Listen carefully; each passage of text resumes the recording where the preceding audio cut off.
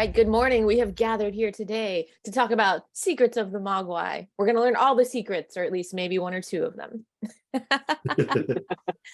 Guys, when you decide that you're going to make like a new entry in the Gremlins universe, like how do you decide where to start with that? How do you decide, like, you know what, we're going to take it back to the origins, baby? It's a good question because there's so many places that a Gremlins prequel could have gone. But I think from the very beginning, we had talked about it being a prequel series starring the old Mr. Wing. There we go. Yeah, this is good. We just talked this one. But no, as he was saying, early on it was decided to really focus in on Mr. Wing. Because I think it is kind of amazing how in that first Gremlins film, so much is hinted at, or not even explicitly hinted at, but it's like that whole store and the fact that there's like this pre-existing relationship between Mr. Wing and Gizmo. It's like there's clearly been an entire life lived to get Mr. Wing to that point. So he's just a character who immediately lends himself to so much to explore. And also it's honestly, it's a way to flesh out a character who, on first glance, can be a little bit of a cliche or a stereotype. So here's a chance to kind of give him a full life. I love that. It says my internet connection is unstable, which was felt personal, but let me know if it has any problems. It's like, Z, why do you look at me when you say unstable? Okay, that's just me. Okay. Yeah. We're all me getting in my own head. Yeah. All right. No, I think that's so great because that is a character that is very much a character, but also when you see him, he's such a small part of the movie, but also a huge part of the story. So it's like you're innately just like, what is this guy's deal? What is the history here? Why does he know all of this? How did he come about having a Mogwai in the first place? So it's really cool that he's now given this kind of way to kind of unfold and we get to take it back to Shanghai. And also, how important was it? You're talking about a character versus a fully fleshed out character, but now you're taking it to Shanghai and you're following this Chinese family and kind of you get these like cultural things. Was that important to you to include as well? Yeah, that was definitely from the very beginning, talking through some of the influences. I mean, the Chinese spirits and creatures and monsters were ones that I grew up hearing about and ones that like scared me in Hong Kong 80s movies. And I do think that part of the thrill of the show was not just researching with the writers and finding out, more mythology to put in there in terms of like that backdrop of Chinese culture, but also, when it comes to scary stuff, I think Western audiences don't really have a context for some of the creatures that or a history of knowing about the creatures that pop up in the show. And so that was definitely something that's going to be, I think, fun, is that when Western audiences are watching this and being introduced to these creatures, it's also like they come with some mystery. They're not just like a werewolf or a vampire or a zombie, as much as I love all those things. It's like a different type of scare, and one that we thought really fit with the tone of Gremlins, in that like those Chinese spirits and creatures are very often like, they very often have rules, and they're weird and they're scary and they're also really funny. Mm-hmm. Yeah, the Jiangxi especially was like kind of all of those things in one, and just a natural kind of like sibling to the Mogwai. Some of my favorite stuff to see in new kind of monsters, not new kind of monsters, but new to me kind of monsters, are just like every culture's mythology is just so rich with all of this stuff. And for some reason, we don't tap into it very often. Like I grew up hearing stories, I'm Mexican, so I grew up hearing stories from like Mexican mythology and Mexican culture. And some of that has made it into the mainstream, but like not quite, or it's just slightly hinted at. But then when I get exposed to other cultures' mythology, and I'm like, more of this, please. Like I didn't grow up hearing these. Like tell me more about this, because this is so fascinating and new to me. No, I mean, I think it's one of those things where and Brendan knows a lot of this because he's watched like Hong Kong movies and stuff with like Stephen Chow. But a lot of the cast and crew, I mean, the crew and the writers were Asian, and so they also grew up with these stories, which was really fun to have that shared experience. And for us, it was really important that the scares were not just like scares, like the creatures and monsters, while they're scary, the show is very serialized and it's very character driven. And so wanted to make sure that each time they come up against a monster, the question is not just like, what is that monster? What makes them tick? Why are they scary? Why are they doing this? It's also like, how does that monster act as a mirror to our characters, because we really wanted to make sure that in the show, you start off Mr. Wing as a 10-year-old kid as far away from the wise old man that you've seen. He's very scared and afraid of the outside world, and just seeing him become stronger through the course of his friendship with Gizmo and Elle as he comes up against these obstacles was important for us. I love that. As you're breaking down the monster, we're not just saying like, why is it this? Why is it this? I'm imagining the monster like, so what's my motivation? Like, and that's not what you wanted to do. No, there is one that literally divas. is that. In episode 3, there's a monster who's that's right. always looking for his motivation. What is my motivation? I love that. He loves a good monologue. Who doesn't? Different takes. Exactly. I also, a cool aspect of this is like, the older that I get, the more I appreciate all the adults in my life, but especially my parents and my grandparents as like actual human beings, and not just this entity of like, that is my grandpa. But I wonder, I would love to see like, fuck, what were you like as a 10-year-old kid? Like, what were your, you were not the same person. So I would love to get to see a glimpse of that. And this plays with that a little bit. Like, we know him as this like ancient wise old man, but now you see him as a 10-year-old kid and he's nothing like that yet. It was definitely important for us, to tell a story where there's kind of like multiple entry points in terms of like, if you're an audience member who's older or a parent or a kid or a teenager, and there's kind of characters that kind of represent all those things in the show. And for us also, in the original Gremlins movies, the mom has kind of the most badass sequence. I mean, she probably slays the most gremlins besides, the very end. And wanting to honor that with a kind of badass mom and a little bit of a scaredy cat dad who ends up, becoming brave at the end. Spoilers. And grandpa. It's the whole thing of crazy grandpa. Sometimes their insanity turns out to be true. Like the crazy things they talk about aren't just stories they tell you. Yes. But it's also early on. And also our Warner exec Audrey Deal made the fantastic call of not just getting rid of the parents. So in the writers' room, we did have those conversations like, we could just kind of like lock them up for the season, or even the kind of very classic in animation, kill off a parent or two just so you don't have to carry as many characters along. And I remember, our exec specifically has the whole thing like, I'm tired of parents always dying. Don't like kind of like, or if they die, let them earn it. Like, it's not just like kill them off to make your storytelling easier. Right. And as a result, it was great. It ends up being like, so if we're going to really take them, we have to make them real characters. And you get this multi-generational monster fighting troupe by the end of like the kids, the parents, and the grandparents kind of all involved. Was that ever in the running for the title of the show, multi-generational monster killing troupe? Is this too? We should have. I don't know why Brendan didn't bring that up in the writer's room. I'm furious. Yeah, it was right there. On streaming, you can always take it down for an hour, put it back up with the new title. It'll be fine. I still like your pitch of kid-friendly dismemberment. Yeah, that was my... I would tune in for that for sure. Exactly. That's awesome. What would you say Gremlins fans would find in this to kind of latch on to and enjoy? Brendan and I mean, look at his sweatshirt. We're like huge Gremlins fans. And so, for us, it was about making a show that we would enjoy now, but also that, there's been almost 40 years of no Gremlins stuff out there. And so trying to make a show that would have appealed to us at any point during the last 40 years. And just wanted to honor that and put in Easter eggs for the super fans, but also create something that's inviting enough that maybe kids or teens that haven't watched the original Gremlins movies can still enjoy, and can maybe be a gateway to them watching this and then watching the original Gremlins movies. Yeah. I love that. I also just want to throw in it.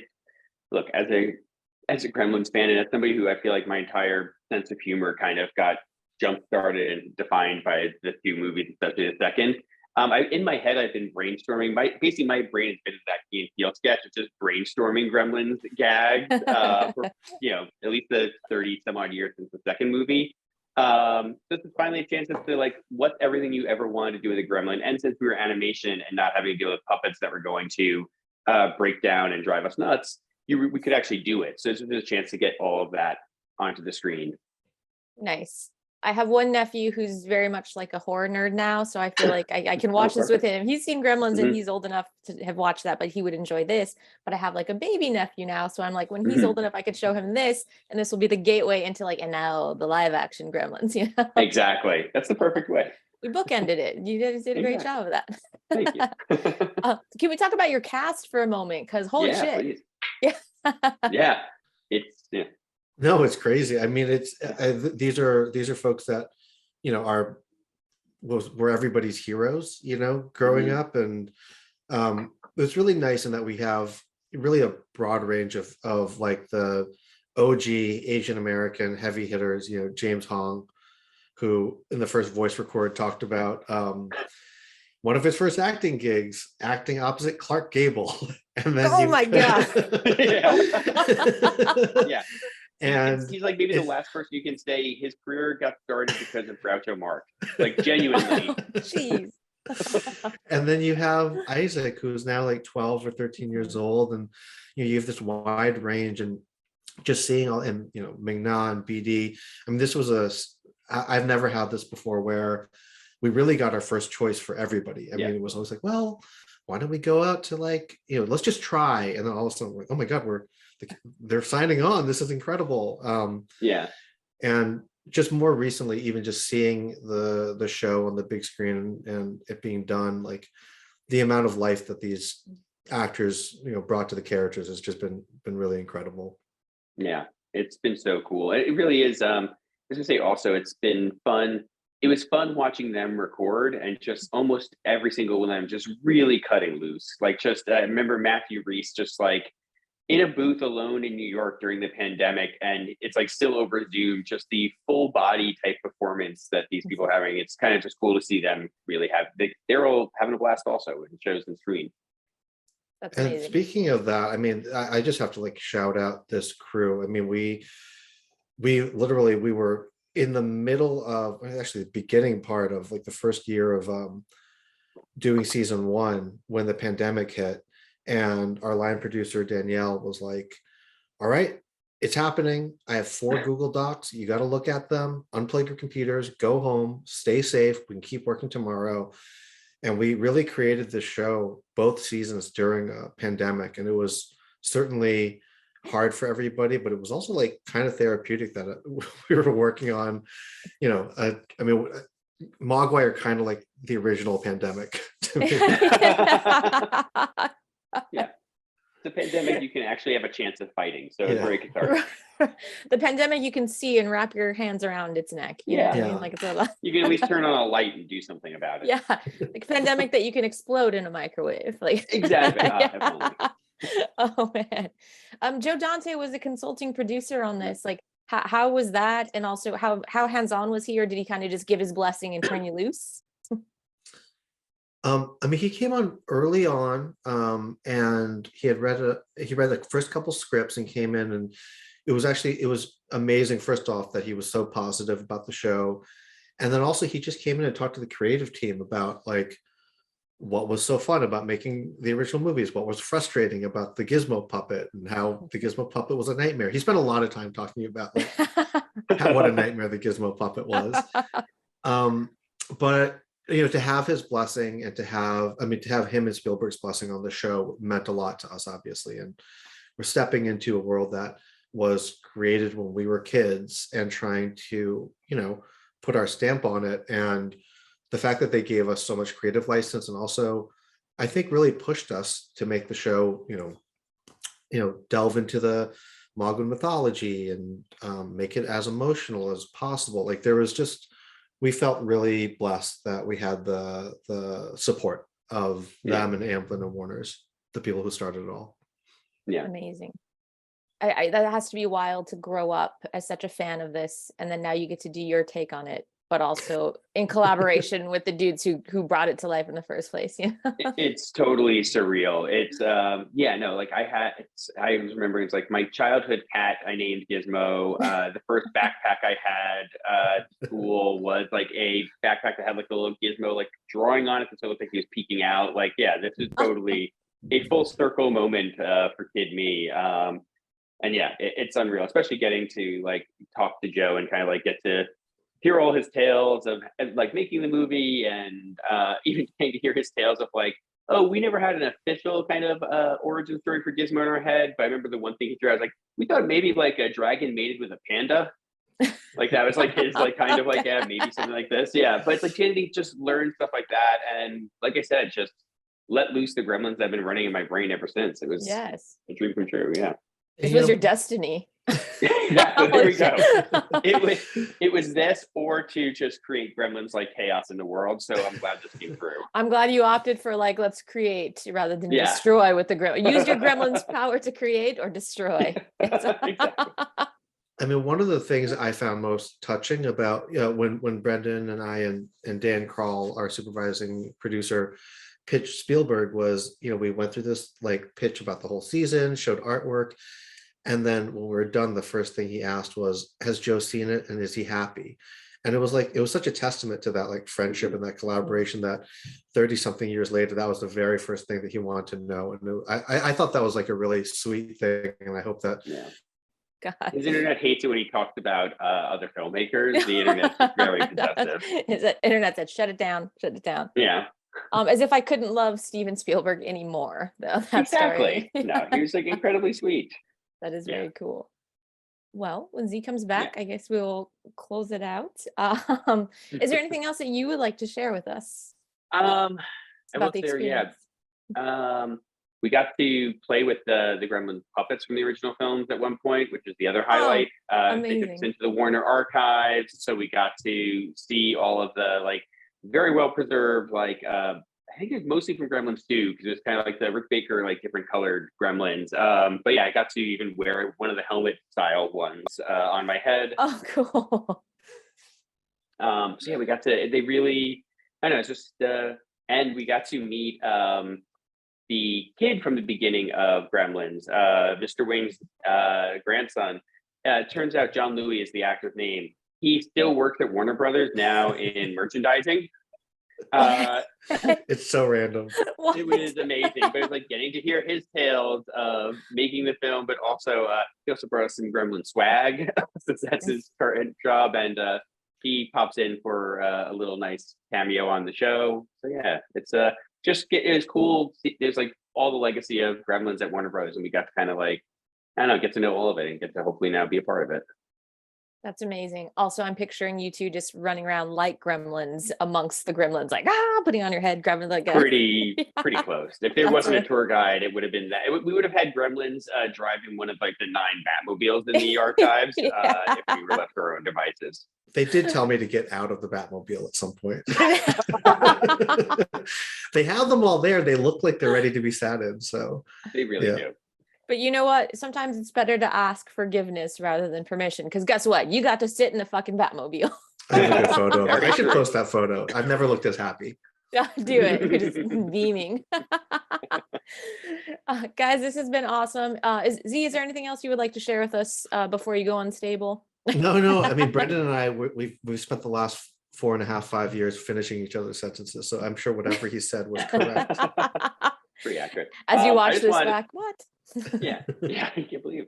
I just want to throw out also, so excited to talk to Fangoria, because that was, I was remembering, it was actually around the time of Gremlins 2. It's like Gremlins 2, Darkman, and Tales from the Crypt all kind of landed around the same time. And that was when I started noticing like the Fangoria covers. And they were no longer the thing that like scared me and I'd like stay away from on like the magazine rack. I'd instead start flipping through. So again, full circle. It feels cool to be chatting. Nice. We've also had Gremlins on the cover, and by Gremlins I mean Joe Dante and MOGWAI, and it's Gizmo. Of course. You know? That cover, because I was looking that up the other day. That picture of him is awesome.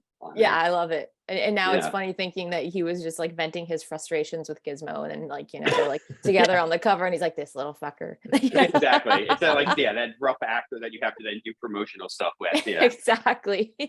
On the press junket, be like, I can't stand this guy. Sit on my shoulder, snap the picture, and then get out of here. All right. Thank you guys so much. Secrets of the MOGWAI is streaming on Max.